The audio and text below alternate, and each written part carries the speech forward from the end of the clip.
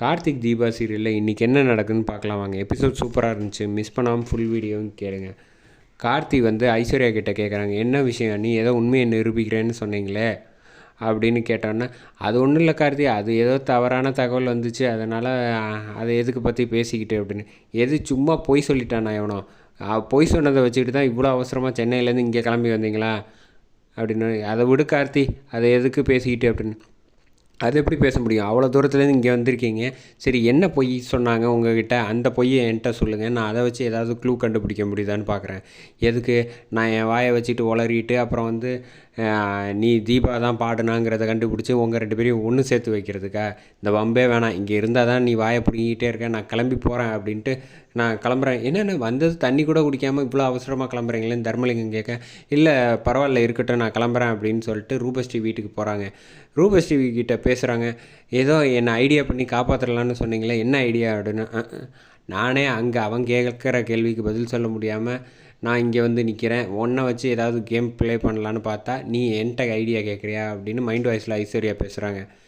அதெல்லாம் ரூபஸ்ரீ கிட்ட வந்து, அது ஒன்றும் பிரச்சனை இல்லை, கார்த்திகை வந்து ஊருக்கு கிளம்ப சொல்லிடுறேன், அதுதான் சொல்கிறதுக்கு தான் வந்தேன், நீ ஒன்றும் பயப்பட தேவையில்லை அப்படின்னு சொல்லிட்டு போயிடுறாங்க. அப்போ ரூபஸ்ரீ புரிஞ்சுக்கிறாங்க, நீயாவது நல்லவளாவது எனக்கு ஹெல்ப் பண்ண இப்போ சென்னையிலேருந்து வந்திருக்க போறியா என்ன? எப்படியும் நீ வந்து அங்கே போய் உண்மையை போட்டு உடைக்கலான்னு சொல்ல போயிருப்ப.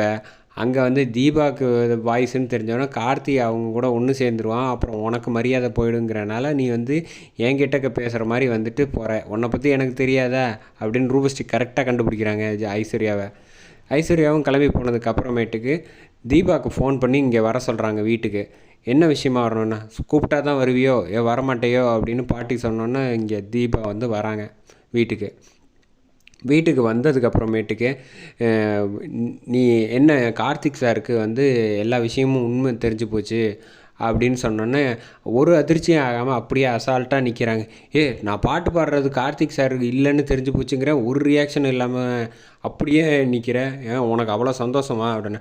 இந்த விஷயம் எனக்கு நேத்தியே தெரியும் அப்படின்னு தீபா சொன்னோன்னே, அடப்போய் நேத்தியே தெரியுமா, அப்போ நீ தான் பாடுறேன்னு தெரியுமா அப்படின்னு கேட்குறாங்க ரூபஸ்ரீ. இல்லை நான் பாடுறேன்னுலாம் தெரியாது, அது அவருக்கு வந்து நீங்கள் பாடுறாங்களா இல்லையான்னு தெரியல, அந்த டவுட்டில் தானே. அப்போ நேத்தியே உனக்கு தெரிஞ்சிருக்குன்னா நீ வந்து என்கிட்ட சொல்லியிருக்க வேண்டியது தானே.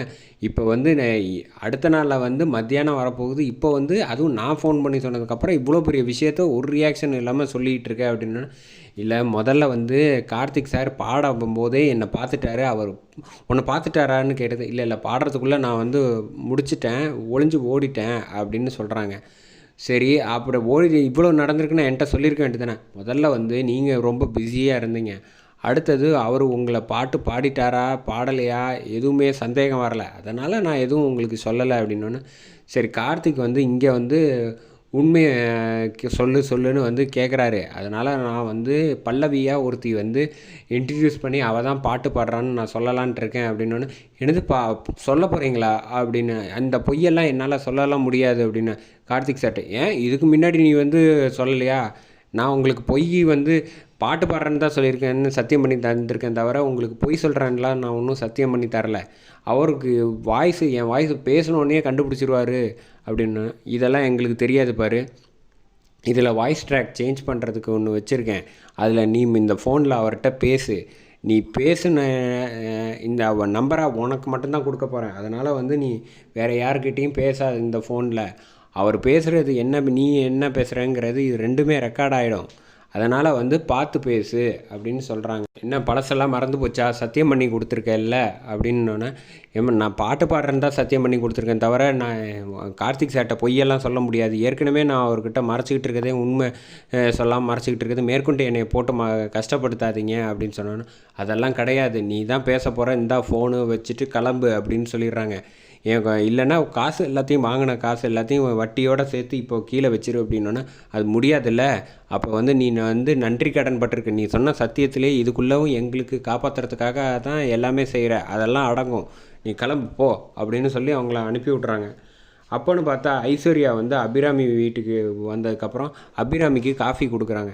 கொடுத்துட்டு காஃபியை சாப்பிடுங்க அப்படின்னோடனே, அதான் கொடுத்துட்டு எல்லாம் கிளம்புன்னு அபிராமி மூஞ்சிக்கு நேராக சொன்னோன்னே, என்ன இவங்க எப்போ பார்த்தாலும் நம்மக்கிட்ட விடுவிடுன்னு சொல்லிக்கிட்டு இருக்காங்க, இவங்களை எப்படி கார்த்திக் என்ன கார்த்திக் அடுத்து என்ன கார்த்தியை பற்றி பேசணுமா? ஆமாம், கார்த்திக் வந்து 3 நாள் ஆச்சு, இன்னும் அங்கேயே இருக்காப்புல, அங்கேயே தங்கிட போகிறாரு அப்படின்னு. என் பையனை பற்றி எனக்கு தெரியும், நீ தேவையில்லாதெல்லாம் பேசாத, முதல்ல கிளம்பு இங்கேருந்து. இப்போ நீ போகவே மாட்டியா அப்படின்னு கண்ணா பண்ணு கார்த்தியை பற்றி கேட்டதுனால திட்டுறாங்க அபிராமி அம்மா. இல்லை உனக்கு என்ன தான் வேணும்னு, கார்த்தி அங்கேயே தங்கிட போகிறான், அவன் கார்த்தி இங்கே வர்றான்னு சொல்லிட்டான், தயவு செஞ்சு நீ முன்னாடி நிற்காதன்னு என்ன கோல் போட்டாலும் இவங்க பேச மாட்றாங்களே, என்ன பண்ணுறது அப்படின்னோன்னா, ஏற்கனவே வந்து ஊர்லேருந்து வந்தப்போ மைதிலி கூட தான் வந்தாங்க, அந்த குடும்பத்து கூட இவர் நெருக்கமாயிட்டார், அப்புறம் உங்கள் விருப்பம் அப்படின்னு சொன்னோன்னே அபிராமி திட்டிகிட்டு இருந்தவங்க லைட்டாக மனசு மாறிடுறாங்க. அப்புறம் வந்து சாமிக்கிட்ட போய் இப்போ வேண்டிக்கிட்டு கார்த்திக்கு ஃபோன் பண்ணி பேசுகிறாங்க. எப்பப்போ வருவா அப்படின்னோடனே அங்கே கார்த்தி வந்து சாப்பிட்றதுக்கு உட்காந்துட்ருக்காங்க. இந்த வந்துடுறேம்மா, ஒரு மத்தியானத்துக்குள்ளே அங்கே ஆஃபீஸ்க்கு வந்துடுவேன், வேலையெல்லாம் இருக்குப்பா ஆஃபீஸில், அதனால் கிளம்பி வந்துடு அப்படின்னோடனே, அதெல்லாம் கன்ஃபார்மாக வந்துடுவேன் அப்படின்னோடனே, இங்கே சாப்பிட்டுட்டு இருக்கப்ப எந்திரிச்சு போகாதீங்க தம்பி, முதல்ல அம்மா தான் பேசுகிறாங்க அப்படின்னோடனே, சரி அப்படின்ட்டு நீங்கள் சாப்பிடுங்க, மத்தியானம் வேறு சாப்பாடு உங்களுக்கு வந்து சரியாகவே சாப்பாடு போடலைங்கிறனால தர்மலிங்கம் அவரை அழைச்சி ஜாமான்லாம் வாங்கிட்டு வர சொல்லியிருக்கேன், இருந்து மதியம் சாப்பிட்டுட்டு போங்க அப்படின்னா, 3 நாள் விருந்து கொடுத்துருக்கீங்க, இது போகாது மதியம் வேறு சாப்பிடணும்னு சொல்கிறீங்களே, சரி விடுங்க அப்படின்னப்ப, அப்போன்னு பார்த்து ரூபஸ்ரீ வந்து கார்த்திக்கு ஃபோன் பண்ணுறாங்க.